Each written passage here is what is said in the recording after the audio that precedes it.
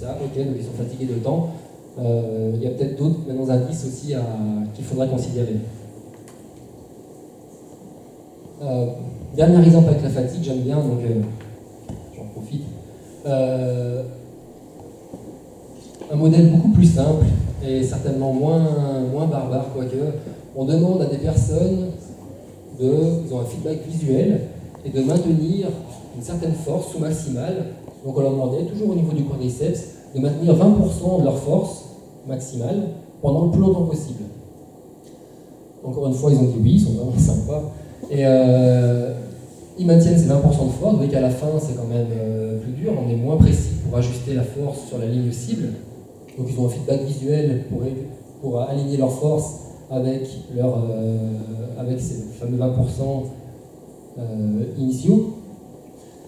Et on les encourage assez fortement pour que quand ils disent j'en peux plus, qu'on leur dit mais si tu peux, ça marche bien, en plus si tu peux, puis au bout d'un moment, mais non tu peux plus. Donc à ce moment-là ils arrêtent, et quand ils arrêtaient, on stimulait leurs muscles électriquement, pas stimulation par le nerf, ça fait mal, mais stimulation directement sur le muscle, et on le stimulait pour remettre cette force au niveau de 20%. Et là ce qu'on a observé c'est que oui, si on stimulait le muscle électriquement, le muscle était encore capable de produire cette force initiale que la personne avait dit quelques secondes plus tôt, je ne peux plus maintenir cette force. On faisait ça pendant 1 minute, donc là ils avaient, ça dépend, en général, entre 5 et 10 minutes. On leur stimulait électriquement leurs muscles au niveau de l'épuisement pendant 1 minute, et tout de suite après la stimulation électrique, on leur disait maintenant on recommence, volontairement tu remaintiens tes 20%. Ouais, mais je ne peux pas, essaye, et puis ils pouvaient tous maintenir encore 1 minute, 1 minute 30 cette force-là.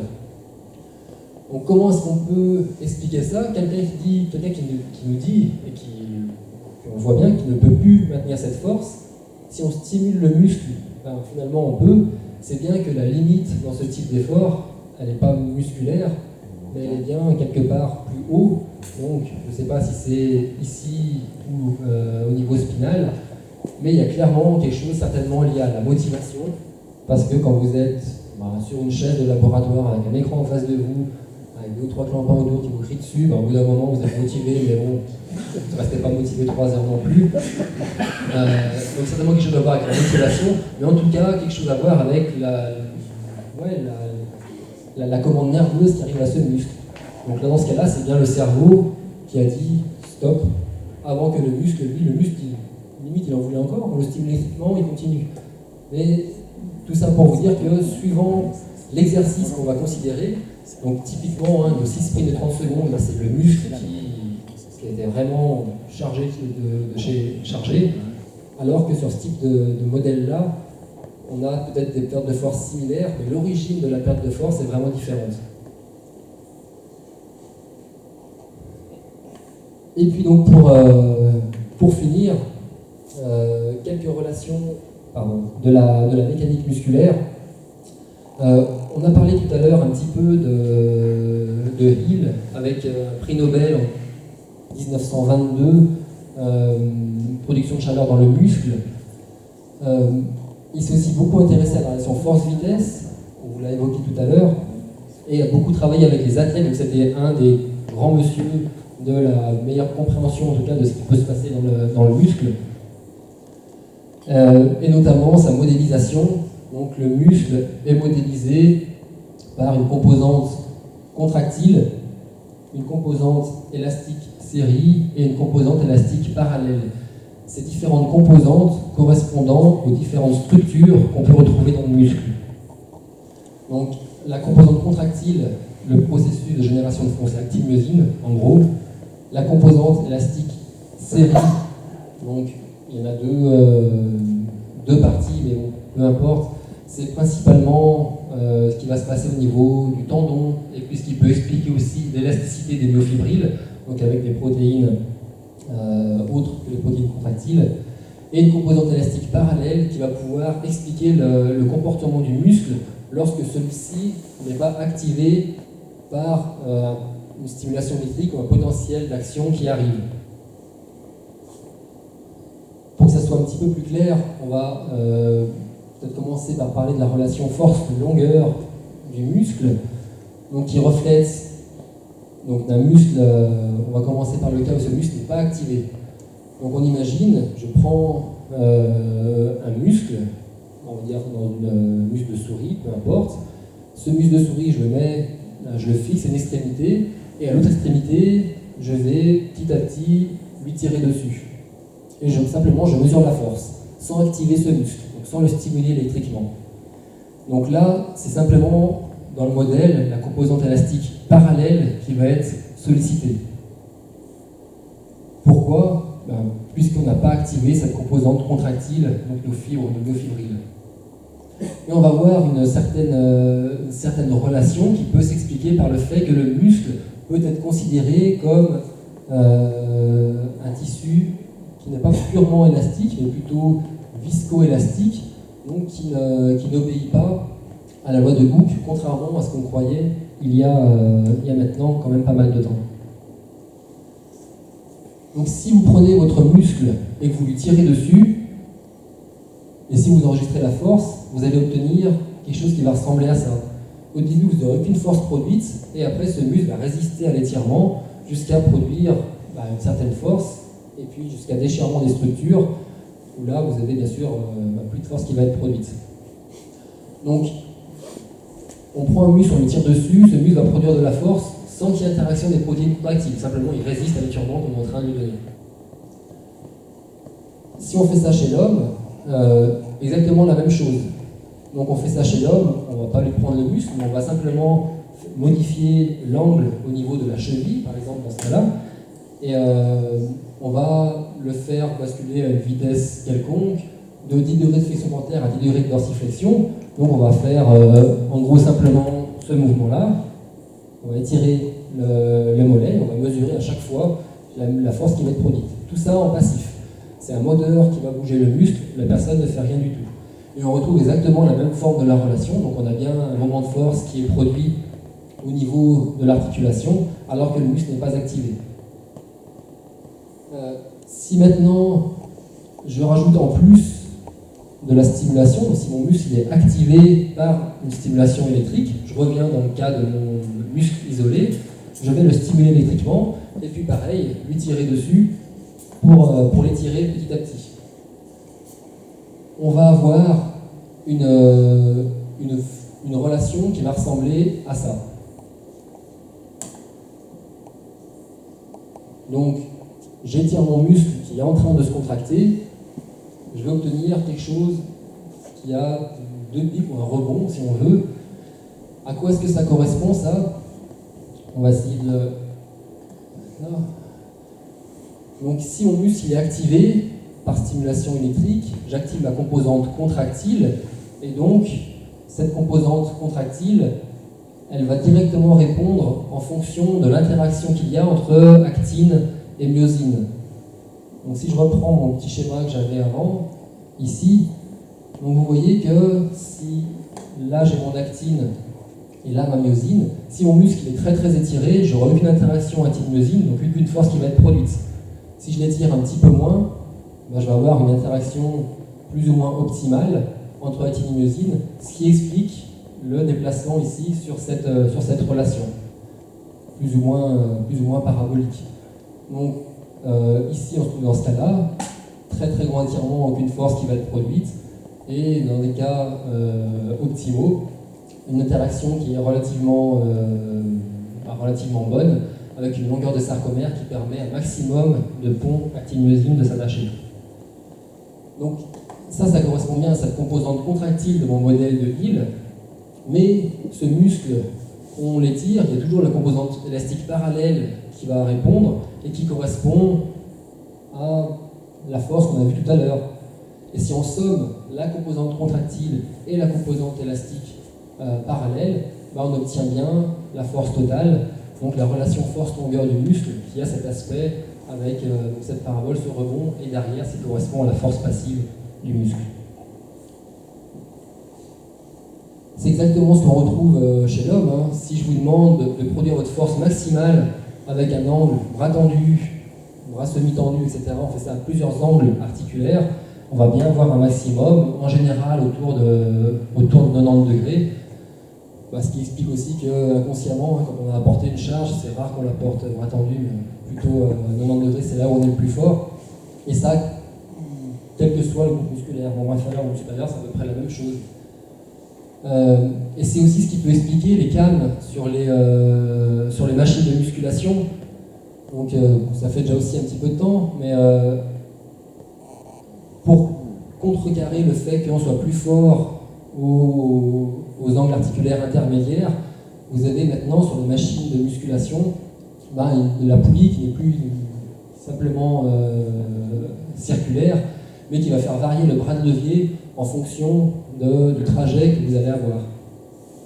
Donc tout ça pour pouvoir développer une force maximale tout au long du trajet de votre mouvement.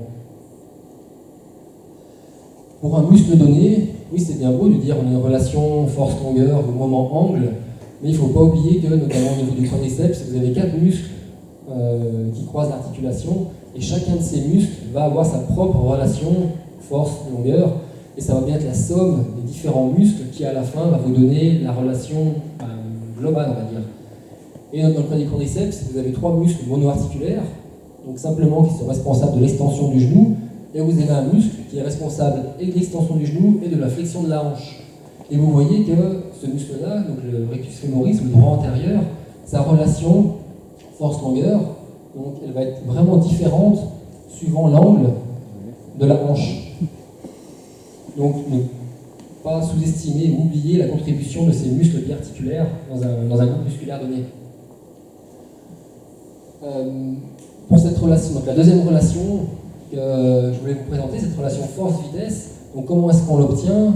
Dans des conditions isotoniques, c'est-à-dire qu'on met un poids, on va stimuler notre muscle, et là c'est bien la composante contractile qui va nous intéresser. On se débrouille pour que ce muscle soit à une longueur relativement faible, pour pas qu'il y ait d'interférence avec la composante élastique parallèle.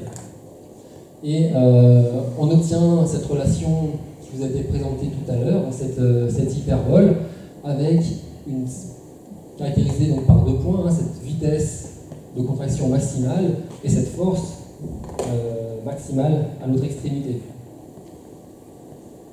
On va s'intéresser à la détermination de la vitesse maximale de raccourcissement. Donc, c'est assez théorique, mais vitesse maximale, ça veut dire raccourcissement contre charge nulle. C'est assez difficile de faire raccourcir un muscle contre une charge nulle. Donc comment est-ce qu'on peut la mesurer, cette vitesse maximale? Il y a deux possibilités, soit par l'équation de Hill, soit en faisant un slack test. Donc l'équation de Hill, c'est ce qui vous a été présenté juste avant. Donc on va simplement décrire l'équation de cette hyperbole, et au moment où la courbe va croiser l'axe, on va déterminer la vitesse maximale de raccourcissement du muscle. Donc c'est une extrapolation. Alors que la deuxième méthode, c'est plutôt non pas une extrapolation, mais une mesure de cette vitesse maximale qui évite de construire cette relation.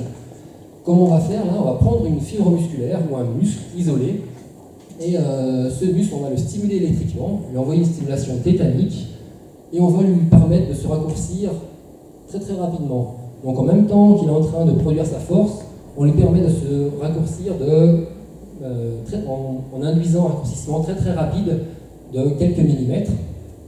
Ce qui fait que pendant un temps, le muscle il va produire une force contre une charge nulle, et le temps qu'il retrouve sa longueur d'équilibre, il va pouvoir reproduire de la force.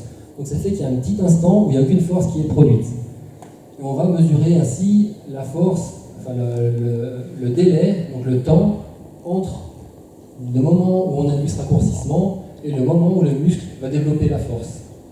Donc slack en anglais, si je ne me trompe pas, ça veut dire flasque, mou. Donc ça correspond bien en fait à l'instant, à la période du moins pendant laquelle la fibre elle est flasque. Et comment est-ce qu'après on mesure cette vitesse maximale? Donc vous avez ici différentes variations de longueur qui sont imposées sur ce muscle qui est stimulé tétaniquement. On mesure les différents temps que la fibre met pour redéployer une force, et la pente de cette relation va nous donner une mesure de la vitesse de contraction maximale. donc qu'on appelle V0, alors que par l'équation de Wheeler, on l'appelle par convention plus Vmax. Est-ce qu'il y a une égalité entre V0 déterminé par extrapolation, entre Vmax déterminé par extrapolation et V0 mesuré directement? En général, oui, c'est assez proche sur une fibre isolée. C'est plus le cas sur un muscle isolé. Pourquoi? Puisque sur le muscle isolé, eh ben, V0 va principalement être déterminé par les fibres rapides qui vont redéployer une force plus vite que les fibres lentes. Alors si le muscle contient à la fois des fibres rapides et lentes, V0 va être supérieur à Vmax. Pas toujours. Si on prend l'exemple du solus de cochon d'Inde, muscle très intéressant, parce qu'il a 100% de fibres lentes, ce qui n'existe pas chez l'homme. Donc dans ce cas-là, on a bien l'égalité entre V0 et Vmax. Et chez l'homme, c'est la même chose. On a également cette relation force-vitesse qu'on peut mesurer à l'aide d'ergomètres isocinétiques. Donc on place la personne dans une machine.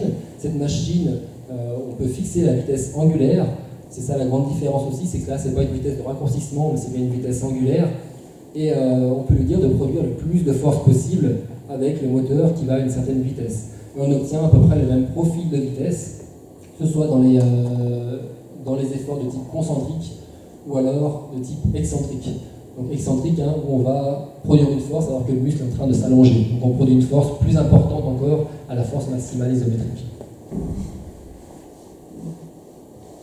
Oui, je dirais la puissance dans tout ça. On nous rabâche que dans le sport, la force c'est bien beau, la vitesse ok, mais ce qui compte c'est le produit des deux, c'est bien la puissance. Et oui, ça semble être le cas. En préparant, j'ai lu un article assez sympa. Pourquoi est-ce que Bolt gagne? Il aurait pu vous le dire il y a quelques années déjà. Oui, il produit une puissance plus élevée que la moyenne. Vous voyez ici des valeurs 76 watts par kilo, alors que d'autres, pas mauvais non plus, je pense, n'en produisent que 72. Donc ils expliquaient que dans son cas, c'était bien de par sa taille, 1m96, si je ne me trompe pas, qui fait qu'il a, malgré sa grande taille, ne lui permet pas d'avoir une fréquence de foulée aussi importante que les autres, donc ce pourrait être un désavantage, mais ça lui permet quand même de produire au final une force, une puissance moyenne plus importante sur le 100 mètres. Donc sa stature lui donne en tout cas un avantage certain. Et si je reviens simplement à la relation force-vitesse, la puissance étant le produit des deux, donc on peut obtenir assez facilement la relation entre la puissance et la vitesse, ou entre la puissance et la force musculaire, et on se rend compte que la puissance maximale est obtenue, que ce soit pour la force ou la vitesse, à peu près à 30%. Donc si on parle de force, la puissance maximale, c'est obtenu à peu près à 30% de la force maximale. Donc, ce qui fait que si on veut entraîner ces qualités de puissance, il ne faut pas penser que à la force maximale, mais aussi penser à travailler à des intensités un petit peu plus faibles pour pouvoir être capable de transposer ensuite dans l'activité. Donc c'est exactement la même chose, non pas la relation puissance-vitesse, mais la relation puissance-force. Et la différence entre les types de fibres, et je finirai par ça, la différence entre les types de fibres, c'est de dire que les fibres lentes, on a dit, donc elles se contractaient à des vitesses plus faibles, et donc une vitesse plus faible veut dire qu'elles sont capables de produire des forces jusqu'à une certaine vitesse. On prend l'exemple ici à peu près, on va dire 1, alors que la fibre de type rapide va être capable de produire de la force sur une amplitude de vitesse beaucoup plus importante. Ce qui fait que on comprend aisément pourquoi il est plus avantageux d'avoir plus de fibres rapides dans des activités de type sprint, puisque à des certaines vitesses, votre fibre lente n'est plus capable de produire aucune puissance, alors que vous êtes quasiment au maximum au niveau de la production de puissance associée à vos fibres rapides. Donc, j'espère que vous êtes d'accord avec moi pour dire que le muscle est un tissu vraiment plastique, qu'il y a pas mal de facteurs qui vont influencer la production de force. On en a évoqué certains. J'ai pas eu le temps d'évoquer tout, et notamment tous les paramètres nerveux qui jouent un rôle peut-être même plus important que les paramètres architecturaux ou mécanique dans la production de fibres de force musculaire. Et je vais finir par une bonne nouvelle et une mauvaise nouvelle. Mauvaise nouvelle. Ça concerne personne ici dans la salle, je le sais, mais après 50 ans, on perd de la force. On perd de la force et on perd de la force, c'est comme ça. On perd beaucoup de force même. Vous voyez, au niveau mollet, si on compare moins jeune à jeune, donc moins jeune c'est quoi? C'est 70, 80 ans, on a des baisses de force de l'ordre de 40-50%. Au niveau des quadriceps, de l'ordre de 30-40%. Au niveau de la force de préhension, donc au niveau de la main, pareil, 20-50%. Donc on perd beaucoup de force. En gros, 1 ou 2% par an après 50 ans. Mais on finissait par une bonne nouvelle. Et la bonne nouvelle, c'est quoi? C'est de dire, c'est un peu le message, le muscle, c'est un tissu très très plastique. Donc même de commencer un entraînement de force à 80 ans, on a des gains de force qui sont vraiment importants. Donc vous voyez ici les âges, en général, des personnes qui ont entre 60 et 80 ans, différents groupes musculaires, des durées d'entraînement, c'est pas non plus 10 ans d'entraînement, c'est 10-12 semaines en général. Et vous avez une augmentation de force qui est en général entre 30, 40, 50, 60, 70%. Donc oui, on va perdre de la force tous à un moment donné, mais c'est assez facile de la conserver simplement en continuant à exercer son muscle par des exercices de force tout bêtes qui permettent de maintenir après tout simplement l'autonomie. Un petit peu plus long.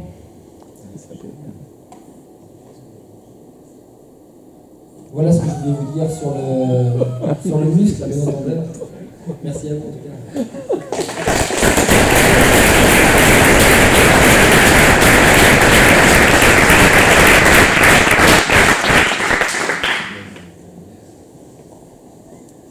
Des questions.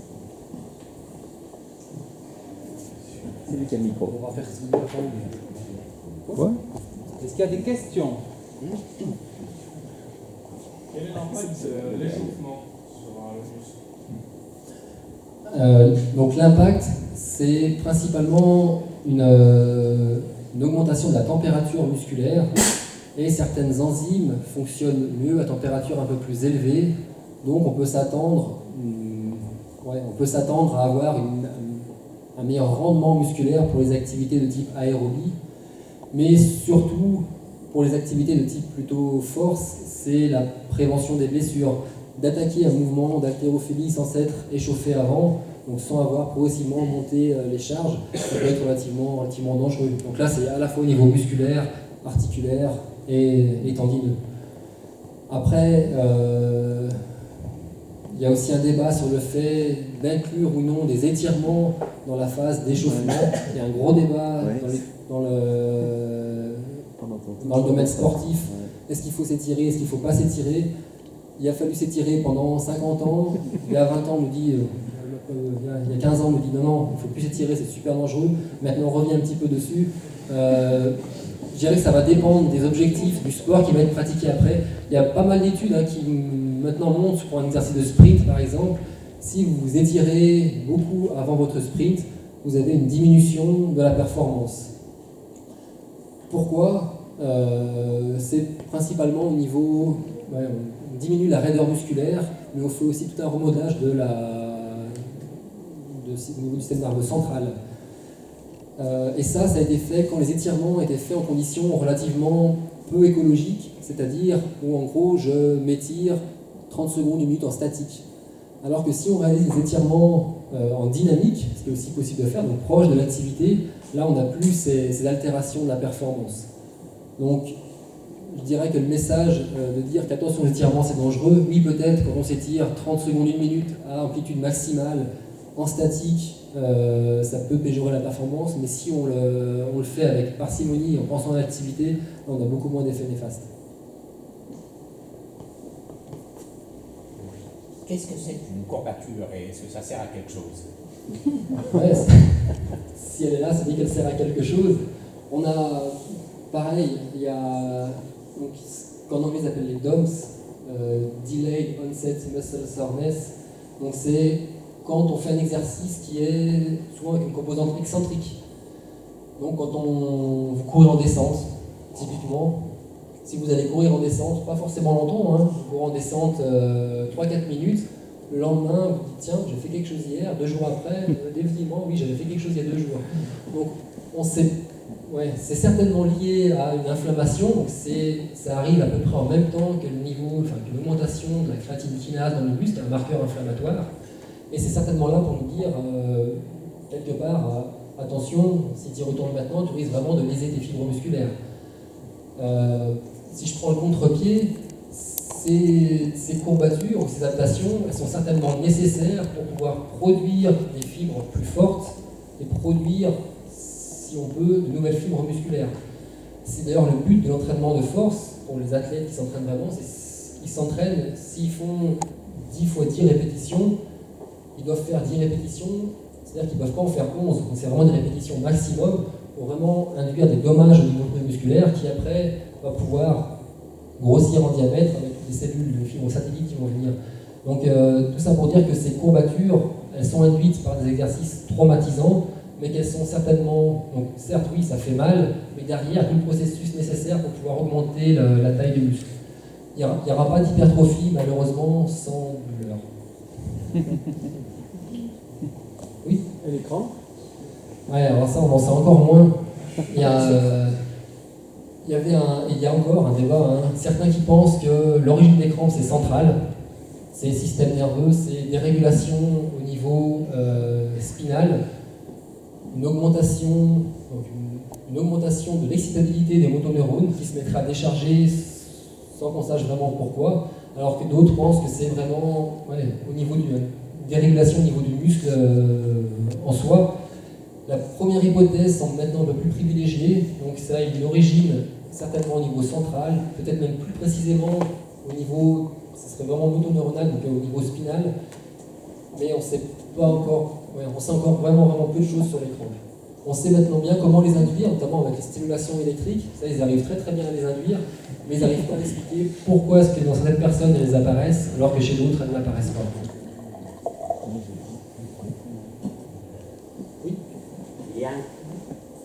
Il y a un challenge, un défi sportif qui consiste à se tenir une barre comme ça, pendue. Oui, dans les foires. Dans les foires, voilà. Je l'ai vu au Fête de Genève et c'était, je pense qu'il faut tenir 2 minutes. Qu'est-ce qu'on peut faire pour gagner ça? Est-ce que c'est au niveau des cerveaux qui ont... Tu vas perdre 10 francs, c'est ça? Au niveau du cerveau, ouais, je sais pas, là c'est encore... là je pense que ce qui va... J'ai jamais essayé de tenir 2 minutes comme ça, mais je pense que c'est les avant-bras où on va... C'est vraiment les muscles, c'est pas les cerveaux qui... Ouais, là c'est vraiment... Donc c'est un exercice qui est purement isométrique, où on a une petite masse musculaire, donc les avant-bras, on est obligé de les contracter, les fléchisseurs, pour pouvoir tenir cette barre. Et c'est ce muscle-là qui à un moment, on va dire, voilà, je soutiens une masse, ou je produis une force beaucoup plus importante que ce que je produis actuellement. Et à un moment, ça ne peut plus. Donc c'est sûr qu'au final, on a des récepteurs au niveau musculaire. Ces récepteurs nous informent sur la douleur, et c'est bien, ces récepteurs montent au niveau du cerveau. Donc c'est bien dans la tête où on va dire ça fait trop mal, il faut que je lâche. Donc oui, certainement que tout au final, la décision, même si elle est inconsciente, elle est prise par notre cerveau. Mais je pense que dans ce cas-là spécifiquement, ça serait plus un entraînement des avant-bras qu'il faudrait avoir. Donc, il y a des exercices assez bêtes où tu, avec un petit haltère, une ficelle, tu dois monter un poids pour faire ce type de mouvement là où tu prends la terre et tu fais monter le poids. Je ne sais pas si vous avez déjà essayé ce type dans les deux sens. Peut-être ça permettrait d'être performance à la fois. Je ne pense pas, parce qu'il y avait peut-être des gens qui étaient super musclés, il n'y avait personne qui arrivait, je pense qu'il y a vraiment une limite Oui, je pense. physiologique. Oui, et puis si jamais les gens y arrivent, après ça sera 3 minutes.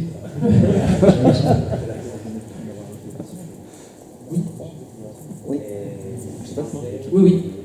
Vous avez dit, ou on a entendu lors de la conférence précédente, que la force était proportionnelle à la section du muscle. Et quand on voit les exemples légèrement outranciers de musculation que vous avez montré tout à l'heure, c'est impressionnant. L'entraînement ne renforce pas la tâche, le tendon. Non. Ça veut dire qu'il est incroyablement solide. Ou bien ça devient dangereux pour... Ces gens-là ont tellement de force qu'ils peuvent casser des os, des tendons. Exactement. Oui, oui. On a donc des mécanismes quand même d'inhibition au niveau spinal qui fait qu'on se protège de produire une force trop importante, mais ces mécanismes sont en partie levés par l'entraînement de force.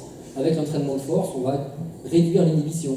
Donc c'est aussi ce qui peut expliquer qu'on augmente la force. Mais c'est pas rare d'avoir des arrachements osseux ou autres, parce que les muscles...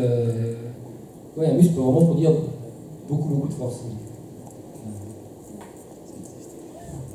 Oui. Oui, peut-être un peu répondu tout à l'heure, mais je suis pas sûr d'avoir bien compris. Concrètement, c'est les sarcomères qui grossissent. Oui, c'est plus de sarcomères en parallèle. D'accord. Donc c'est pas plus de fibres, mais c'est à l'intérieur de la fibre, il y a plus de matériel contractile, plus d'actine et de myosine. Donc ça, c'est le processus d'hypertrophie qui fait que la fibre qui fait peut-être 50 micromètres au début de l'entraînement, elle va en faire 80 à la fin de l'entraînement. Et j'avais une deuxième question. Oui. À la fin, dans les bonnes nouvelles, on peut récupérer notre capital force après 12 semaines d'entraînement, enfin je sais plus. Combien de temps on garde cette force? Est-ce qu'on a une... Oui, donc le muscle, c'est use it or lose it. C'est, si on s'entraîne, en général, dans ces protocoles-là, ils s'entraînent 3-4 fois par semaine pendant, dans ce cas-là, peut-être 3 mois. Donc on progresse vraiment bien. Ensuite, une fois que l'entraînement est terminé, on peut maintenir le gain de force en s'entraînant seulement une fois par semaine. On ne va plus progresser, mais on va maintenir ce gain de force. Si par contre on s'arrête, on va perdre plus vite que ce qu'on a mis pour gagner. Ça, c'est une deuxième mauvaise nouvelle. Oui. Et ça vous fait rire. Oui. Qu'est-ce que vous pensez de la limite des 400 watts en termes de puissance pour distinguer les cyclistes dopés et ceux qui ne le sont pas? Oui, c'était les travaux de Frédéric Crabb notamment. Ouais, je pense que ça dépend. On peut pas mettre une limite comme ça pour tout le monde, ça va dépendre de vraiment tellement de paramètres, notamment de paramètres anthropométriques. Je crois que c'était Froome qui avait publié ces données, et que maintenant, s'ils mettent une limite à 400 watts, tous les cyclistes vont montrer des valeurs, ils seront tous à 398 watts. Donc, non. Ce qu'il faut faire, ce qu'ils sont en train de faire, il y avait d'ailleurs une étude sur Lausanne, ils ont suivi pendant plusieurs années toutes les équipes, je sais pas, du Pro Tour, je sais pas comment on appelle ça en vélo, mais toutes les équipes du moins professionnelles, où ils avaient récolté toutes les données collectées lors des entraînements, ça associé au passeport biologique. On a quand même un suivi sur le long terme qui est certainement plus intéressant qu'un critère comme ça en disant voilà, 400 watts pour tout le monde. Est-ce qu'il y avait un suivi sur la puissance alors? Il y avait des suivis, oui, au niveau de la puissance. Je sais que les données, par contre, comme il y a pas mal d'intérêt, tout n'a pas été publié, les choses sont restées assez confidentielles, mais ils avaient choisi. Puis maintenant, c'est vraiment le critère qui privilégie ce suivi de la puissance. Oui. Il y avait justement une question en rapport aussi avec la puissance, et il y avait une feuille graphique de la puissance en fonction de la vitesse. Puis ça tourne autour de 1 mètre par seconde pour le maximum. Les données, je crois. Dans les derniers slides. Ouais. Ça. Voilà, ça tourne.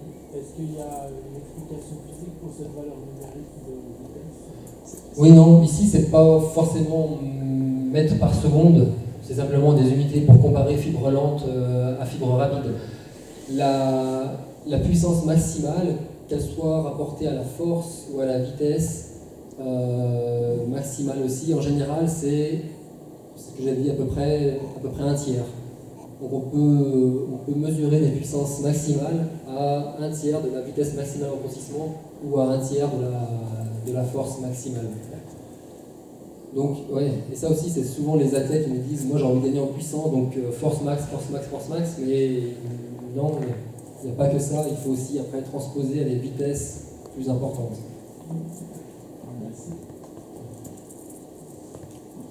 Oui. Pourquoi les physios privilégient les travaux en excentrique par opposition aux travaux concentriques? À quel moment? Pour la prévention, ou la régénération, ou la récupération de blessures. Ouais, l'excentrique permet de produire des forces plus importantes. Donc ça c'est au niveau mécanique, on peut produire plus de force. Donc une contraction excentrique, hein, c'est bien, si je prends mon biceps, je suis en train de contracter le biceps alors qu'une force me fait étendre le bras. Donc je suis en train de produire une force, mais il y a quelque chose qui est plus fort que moi qui me fait étendre le bras. Donc ça c'est une contraction excentrique. Et on est capable de produire des forces plus importantes. Une des explications, c'est au niveau de la mécanique des ponts, il est plus difficile de détacher les ponts dans ce sens-là. Donc on peut produire une force plus importante.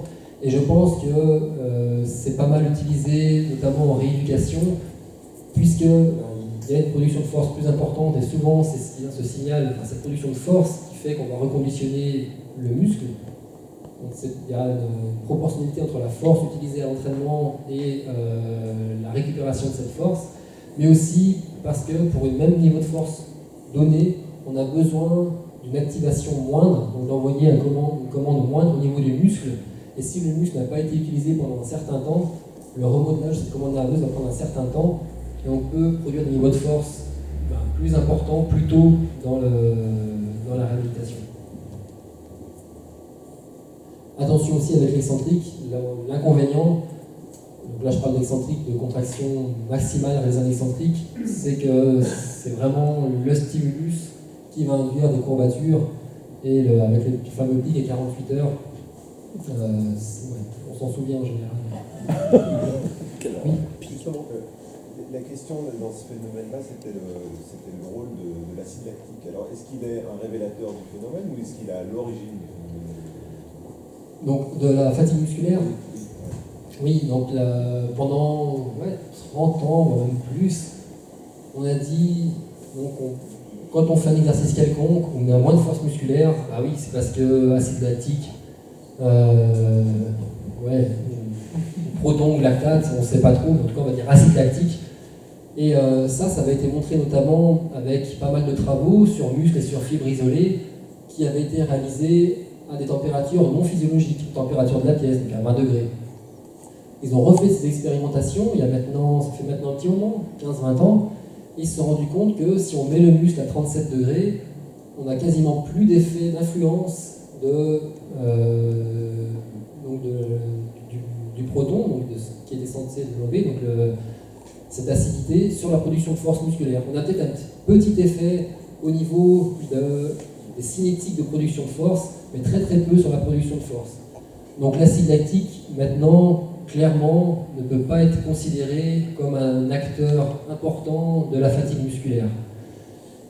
Alors pourquoi on perd de la force? Maintenant, ce qu'on pense, c'est accumulation de phosphate inorganique.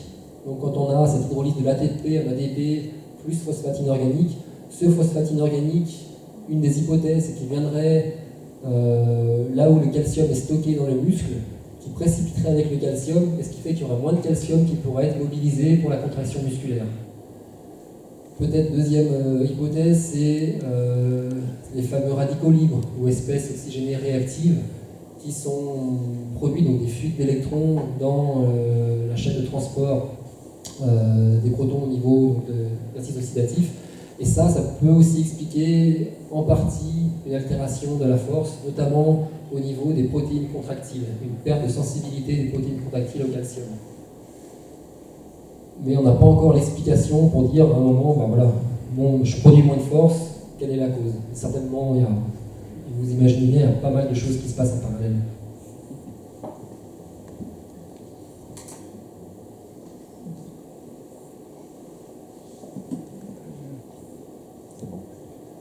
Ok, on vous remercie beaucoup. Merci. Je reviens sur les mouvements excentriques. Oui. Ce qui est souvent très difficile à maintenir, c'est les mouvements lents par opposition à un mouvement qui serait rapide, donc qui solliciterait plus. en fait, on a l'air de plus fatiguer le muscle en lui imposant un mouvement lent. Oui, je ne sais pas si on fatigue plus le muscle, mais c'est peut-être moins intuitif de réaliser un mouvement très très lent avec un haltère. En tout cas, c'est sûr que si je mets un poids de 50 kg dans ma main, ça va être beaucoup plus facile de faire comme ça, j'aurais d'ailleurs pas le choix, plutôt que de retenir la charge de façon, en essayant que la contraction dure très très très longtemps. Donc, mais par contre, quand on met une personne dans un ergomètre isocinétique et qu'on réalise des contractions excentriques, c'est bien assez... et je crois que je voulais...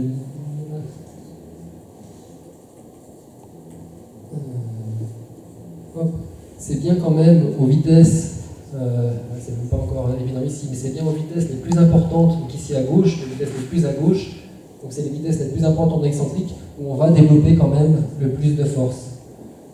Donc ce que je veux dire, c'est bien que ça paraîtrait plus dur de retenir une charge lentement. Quand la vitesse est imposée par la machine, on développe quand même plus de force quand la vitesse est importante. Et le fait de retenir une charge donnée donc, sur un mouvement libre, donc pas dans une ergométrie cinétique, de retenir une charge donc avec un mouvement très très lent, oui, si la charge est importante, ça va être d'autant plus dur de ralentir la chute que de la laisser tomber. Et c'est ce qu'on demande d'ailleurs aux personnes en général, quand elles ont une charge lourde, c'est de résister le plus possible pour que la contraction dure le plus longtemps possible et qu'après on ait le plus de courbature possible. Ça marche bien. Ok, on vous remercie. Merci beaucoup.